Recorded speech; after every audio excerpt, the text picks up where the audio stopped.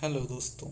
तो हम लोग पढ़े थे मुगल कालीन लघु चित्रकला, जिसको हमने अच्छे से पढ़ लिया है। हमने पढ़ा था पहले वीडियो में, आप जानते ही हैं, बाबर। फिर उसके बाद हम टॉपिक पढ़े थे हुमायूं। उसके बाद हमने अकबर को भी अच्छे से जाना। तो उसकी उसी सीरीज़ को हम आगे बढ़ाते हुए, जो कि आपके बीएफए इंट्रेंस एग्ज़ाम में बहुत महत्वपूर्ण सीरीज़ है, जहांगीर, इसको आज हम पढ़ेंगे। तो हमने यहाँ तक पिछले वीडियो में पढ़ चुके थे कि यहाँ तक हमने पढ़ लिया है। अब आगे पढ़ते हैं। अकबर ने मुगल चित्रकला शैली में नए मानक बनाए। उसने एक अनौपचारिक ढांचा बनाया बनाया जिसे उसके पुत्र जहांगीर ने नई ऊंचाइयां प्रदान की। तो अकबर के बाद मुगल कला का विस्तार जहांगीर काल में हुआ है। उनका टाइम पीरियड था 1605 से 27। इसने अपने जो पिताजी का विरासत का अर्थात का जो राज्य का विरासत था या चित्रकला विरासत था, उसको बहुत ज़्यादा ऊंचाई या उनका विकास करने में बहुत ज़्यादा महत्वपूर्ण योगदान दिया है। तो पढ़ते हैं आगे। शहजादे सलीम, जिनका नाम जहांगीर। तो पहले आपको अगर ये क्वेश्चन पूछा जा सकता है कि जहांगीर का बचपन का नाम क्या था, तो शहजादे सलीम। ठीक है, शहजादे सलीम, जिनका नाम जहांगीर है, ने बहुत ही कम उम्र में कला में रुचि लेनी शुरू कर दी। अपने रुचि लेनी शुरू कर दी। अपने पिता अकबर के विपरीत, जिन्होंने राजनीतिक व धार्मिक महत्व के ग्रंथों पर चित्र व पांडुलिपि बनाने में काम किया। कहने का अर्थ ये है कि उनके पिता जो अकबर थे, उनका कार्य किसमें था? राजनीतिक, धार्मिक, और जो धार्मिक ग्रंथ हैं, महाभारत है, भगवत पुराण है या अन्य ग्रंथ हैं, उन व पांडुलिपि में उन्होंने काम किया था। तो उसके विपरीत इसने काम किया। किसने? जहांगीर ने अपने कार्यकाल में। तो कहने का अर्थ ये है, जहांगीर जिज्ञासु स्वभाव का था और उसने चित्रकारों को गहन निरीक्षण और उत्कृष्ट विवरणों के चित्रण के लिए प्रेरित किया। अर्थात वो बहुत बारीकी वाला चित्र बनाना चाहता था। तो जहांगीर ने प्रसिद्ध चित्रकार अक्का रिजा और उसके पुत्र अबुल हसन को नियुक्त किया। तो दो आर्टिस्ट हैं। ये क्वेश्चन भी आ सकता है कि जहांगीर ने अपने कार्यकाल में किन दो चित्रकारों को प्रसिद्ध चित्रकारों को नियुक्त किया था। तो अकर रिजा और जो उनके पुत्र अबुल हसन हैं, इन दोनों को उन्होंने क्या किया था? अपने कार्यकाल में नियुक्त किया था। तो अकबर की औपचारिक शाही चित्रशाला होने के बावजूद भी कला में शौकीन संरक्षक जहांगीर ने पिता के साथ साथ अपनी स्वयं की चित्रशाला बनाई। मतलब क्या कहने का अर्थ है कि उनके पिताजी के कार्यकाल से जो चित्रशाला थी, उसके बावजूद भी उन्होंने अपने टाइम पीरियड में भी चित्रशालाओं का निर्माण कराया था। ठीक है, तो क्या कह रहे हैं, आगे पढ़ के देखते हैं। इलाहाबाद से लौटने और मुगल सिंहासन हासिल करने के बाद शहजादे सलीम को जहांगीर के नाम से जाना गया। तो जो शहजादे सलीम थे, उनका नाम जहांगीर कैसे पड़ा? तो ये क्वेश्चन आपको जानना बहुत इंटरेस्टिंग है कि जब वो इलाहाबाद में से लौटे थे और वहाँ के सिंहासन के, वहाँ के राजा को पराजित करके सिंहासित को जीत लिया था, तो उनका नाम क्या कर दिया गया था? बदल के शहजादे सलीम से जहांगीर रख दिया गया था। जहांगीर का अर्थ होता है दुनिया पर कब्जा। ये क्वेश्चन भी आपके एग्जाम में पूछा जा सकता है, बीएफए इंट्रेंस की एग्जाम के लिए, कि जहांगीर का नाम का अर्थ क्या है? तो दुनिया पर कब्जा। जहांगीर के संरक्षण में तुल्क ए जहांगीरी, क्या? जहांगीर के संरक्षण में तुल्क ए जहांगीरी में कला में उनकी गहन रुचि तथा वैज्ञानिक शुद्धता का विवरण है। ये जो तुल्क ए जहांगीरी है, ये उनका अपने आप की आत्मकथा है, जिसमें वो वर्णन करते हैं कि उनका कला में गहरी रुचि थी। ठीक है, तो ये भी पूछा जा सकता है कि जहांगीर की आत्मकथा का नाम बताइए, तो आपको बताना है तुल्क ए जहांगीरी। ठीक है, तो आगे बढ़ते हैं, क्या बताते हैं। इसके साथ ही चित्रण में उसकी सर्वाधिक दिलचस्पी और उसके लिए किए गए प्रयासों का भी वर्णन किया गया है कि उन्होंने चित्रकला में विकास के लिए क्या क्या काम किया है, उसका भी वर्णन कहाँ पे मिलता है? तुल्क ए जहांगीरी में मिलता है। तो आपने देखा अच्छे से और इसको समझा भी, और उसके लिए किए गए प्रयासों का भी विवरण है। उसके संरक्षण में मुगल चित्रकला शैली ने उच्चतम दर्जे की वास्तविकता एवं वैज्ञानिक शुद्धता हासिल की। अर्थात क्या कह रहे हैं कि वो जो जहांगीर के कार्यकाल में ये मुगल चित्रकला का चरम विकास हुआ। ठीक है। उसके द्वारा करवाए गए प्रकृति और आसपास के लोगों के चित्रण में उसकी जिज्ञासा और आश्चर्य की झलक दिखाई देती है। तो जहांगीर काल में सबसे अत्यधिक चित्र किस में बनाए गए हैं? तो प्राकृतिक और अपने आसपास के लोगों का। तो प्रकृति चित्रण सबसे ज़्यादा अगर पूछा जाए मुगल पीरियड में किस राजा के कार्यकाल में सबसे ज़्यादा या अधिक प्राकृतिक दृश्यों का चित्रण किया गया है? तो जहांगीर काल में इसका आंसर है। ठीक है। तो फिर आगे बढ़ते हैं अगला पैराग्राफ। अकबर की चित्रशाला में जहाँ चित्र बहुत अधिक संख्या में निर्मित किए जाते थे, वहीं जहांगीर की चित्रशाला में एक ही चित्रकार के उत्कृष्ट गुणवत्ता के साथ कम संख्या में चित्रण करने पर जोर दिया गया।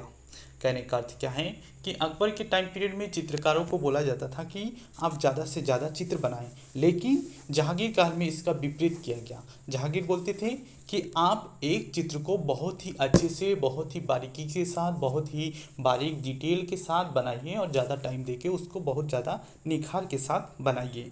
ठीक है। तो इसी पे जोर दिया गया। मुरक्का चित्रों ने जहांगीर के संरक्षण में लोकप्रियता प्राप्त की। ठीक है। तो ये क्वेश्चन भी पूछा जा सकता है कि जहांगीर के काल में, जहांगीर के संरक्षण में या जहांगीर काल में कौन से चित्रों ने लोकप्रियता प्राप्त की? तो आपको ये आंसर देना है। मुरक्का जो चित्र हैं उन चित्रों ने जहांगीर के काल में लोकप्रियता प्राप्त की। ठीक है। फिर क्या कहा जा रहा है? यह संग्रहित किए गए एल्बम, मुरक्का मतलब आपको पता है ना, तो मैं फिर एक बार बता देता हूँ, एल्बम को ही मुरक्का कहा जाता है। एल्बम में, हाँ तो हम यहाँ से पढ़े थे, यह संग्रहित किए गए एल्बम में एकल चित्र होते थे। मतलब मुरक्का के जो चित्र होते थे वो एल्बम में सारे चित्र एक साथ रखे जाते थे। चित्रों के हाशिए सुनहरे रंग या सोने मिश्रित रंगों से उभारे जाते थे। अब आपको हाशिया शब्द नया आया है, तो चित्र के साइड में जो बॉर्डर बनता है इस प्रकार का, तो उसे कहा जाता है हाशिया। तो ये हाशिया किस कलर का होता था? सोने का या सुनहरे रंग से बनाया जाता था। और इन पर हाशियों पर फूल पत्ती व कभी मानव आकृति भी चित्रित रहती थी। अकबर के काल में प्रचलित युद्ध के दृश्य व छवि चित्रण एवं विवरण और कहानियों के आख्यान के चित्रण की जगह अब भव्य समृद्ध दरबार के दृश्यों के सूक्ष्म विवरण व परिष्कृत चित्रण, अभिजात्य शाही छवियाँ और चित्रित लक्षण व फूल पौधों एवं जीव जंतु के विशिष्ट अंकन ने ले ली। कहने का अर्थ ये होता है कि अकबर के टाइम पीरियड में जो चित्र बनते थे, अकबर के टाइम पीरियड में आप देख सकते हैं क्या क्या बनता था? युद्ध का दृश्य, छवि चित्रण और कहानियों पे चित्र बनते थे। तो उस चित्र को बनने की जगह आप जहांगीर के काल में कौन से चित्र बनने शुरू हो गए? तो आप ये देखिए कौन से चित्र बनने शुरू हो गए। तो शाही छवि, फूल पत्तों का, जीव जंतु का, चारित्रिक लक्षण, ऐसे जो विषय हैं इन पे चित्र बनने शुरू हो गए। तो अभी हमने ऊपर एक बात किया हाशिए का, तो इसी में हम थोड़ा हाशिए को समझते हैं। अगर कोई चित्र है जिसमें हाशिया है तो देख लेते हैं हाशिया क्या है। इसी को देखिए, जो ये चित्र है इसका जो एक बॉर्डर दिख रहा है आपको, ये इसे कहते हैं हाशिया। और कई चित्र हैं जिस पे बहुत सारा बारीकी से अलंकरण किया गया है या बहुत अच्छे से फूल पत्तियों का पैटर्न बनाया गया है, वो कहते हैं अलंकृत हाशिया। आपको थोड़ा दिखाया जाए हाशिया कहाँ पे हैं, अगर कोई चित्र में मिल जाता है तो आपको दिखाता हूँ। ये तो ये है हाशिया। क्या है? आप ये चित्र देख पा रहे हैं, जो भी चित्र हैं इस पे हम अगले वीडियो या आने वाली वीडियो पे विषय चर्चा करेंगे कि इसमें से आपके पेपर में कौन कौन से इंपॉर्टेंट हैं। तो अभी हम देख लेते हैं, इसे कहते हैं हाशिया, जो बॉर्डर है। और हाशियों में क्या है, फूल पत्तों का बहुत सुंदर अच्छा एक पैटर्न बनाया जाता था। ठीक है, आपको समझ में आ गया होगा। तो चलिए हम आगे जहाँ पढ़ रहे थे वहीं पे चलते हैं। तो हम थे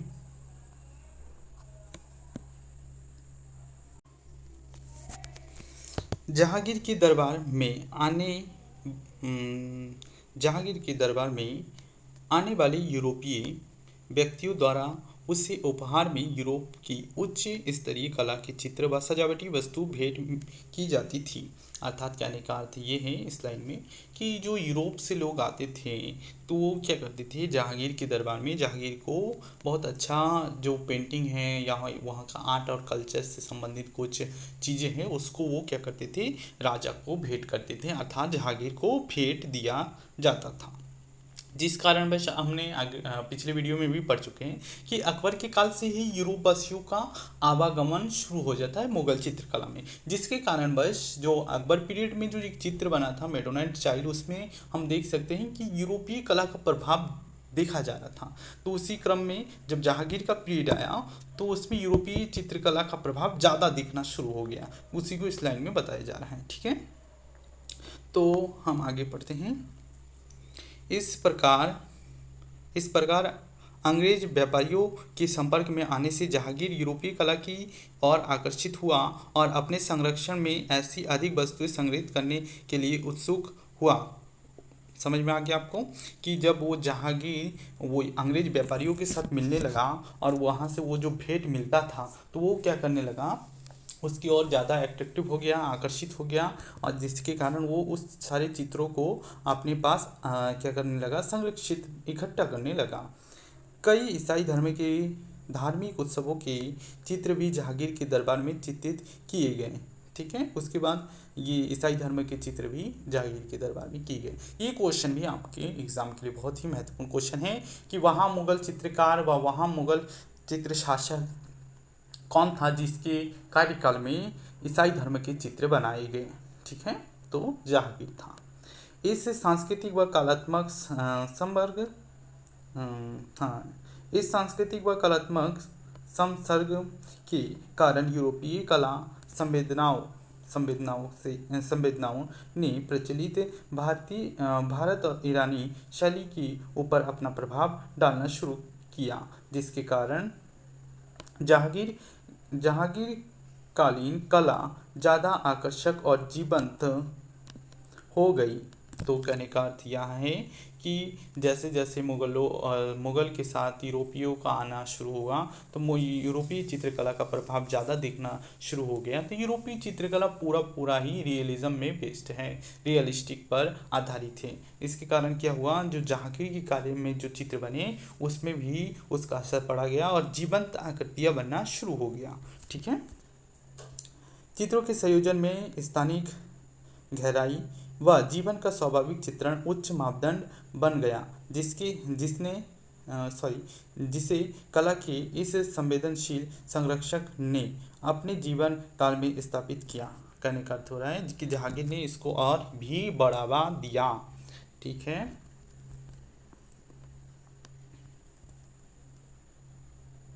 तो हम कहाँ तक थे, बढ़ावा दिया आपने। मुगल चित्रशाला के कलाकारों ने सृजनात्मक तरीके से देशी व फारसी और यूरोपीय तीनों ही शैलियों का मिश्रण करके मुगल चित्रों को अपने समय की जीवंत शैली का उद्गम बनाया। तो अर्थात जब मुगल शैली की उत्पत्ति हुई थी, हमने वीडियो में पढ़ा है पिछले, तो उसमें हमने पढ़ा था कि मुगल शैली का जो बना है वो एक भारतीय और एक ईरानी शैली, दो शैलियों के मिश्रण से वो बना था। लेकिन मैंने फिर बताया भी था आपको कि वो धीरे धीरे जब भारतीय और ईरानी के बाद मिलके जब इसका उद्गम हुआ था, फिर क्या हुआ, लास्ट में कुछ समय बाद यूरोपीय कला भी आ गया था। तो फिर ये तीनों ही मिलके मुगल शैली को विकास करने में बहुत ज़्यादा योगदान दिया। ठीक है, यहाँ अपनी तरह की एक विशिष्ट शैली भी बनी। ठीक है, अबुल हसन और मनोहर द्वारा 1620 में चित्रित जहांगीरनामा कई संग्रहों में बिखरा हुआ है। कई संग्रह मतलब अलग अलग जगह पे इसको रखा गया है। का चित्र दरबार में जहांगीर एक विलक्षण चित्र है, मतलब एक बहुत ही अच्छा चित्र है या अचंभित चित्र है, जिसे आप देख के समझ सकते हैं कि उस समय कैसे यूरोपीय शैली का गुण आ गया। चित्र के केंद्र में सबसे ऊंचे स्थान पर जहांगीर और उसकी आंखें चमकदार स्पष्ट रंगों से घिरे शानदार सफ़ेद खंभों और सिर के ऊपर शानदार छतरी की ओर जाती है। दाई और हाथ जोड़े खुर्रम की उपस्थिति में खड़ा है और शुजा भी उसके बराबर में है। शुजा मुमताज़ महल का पुत्र है जिसकी परवरिश दरबार की नूरजहां ने की। दरबारियों को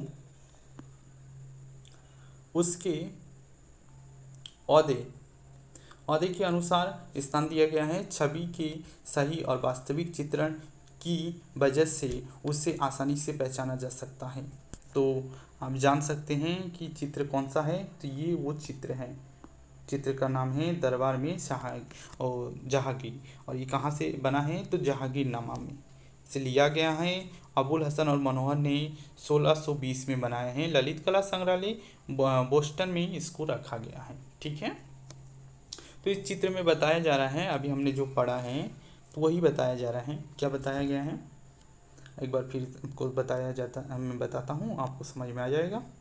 तो बताया गया है कि ये जो चित्र है, चित्र में कह रहे हैं चित्र के केंद्र में सबसे ऊंचे स्थान पर जहांगीर है। उसकी आंखें चमकदार स्पष्ट रंगों से घिरे शानदार खंभों की ओर है और शानदार छतरी की ओर जाती है। दाई और हाथ जोड़े हुए खुर्रम की उपस्थिति है और शुजा भी उसके बराबर में है। शुजा मुमताज़ महल का पुत्र था। तो इसको आपको याद कर लेना है। शुजा किसका पुत्र था? मुमताज़ महल का पुत्र था। उसकी परवरिश किसने की थी? तो नूरजहां ने उसकी परवरिश की थी। तो इस चित्र में यही सब दिखाया गया है। तो ये देखिए, यही बताया गया है कि जो ये जहांगीर है वो यहाँ है, ये शुजा है और हाथ जोड़े हुए उसी के पास खुर्रम भी है ये, और उसके पास इसी चित्र का वर्णन किया गया है और कुछ नहीं है।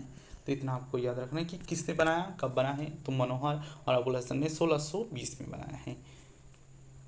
और जो दरबार के लोग थे उनके जो ओहदा होता है, ओहदा के अनुसार उनको, अगर वो कम ओहदे के हैं या मंत्रिमंडल के नहीं हैं तो उनको नीचे दिखाया गया है। जो मंत्रिमंडल में हैं उनको ऊपर दिखाया गया है।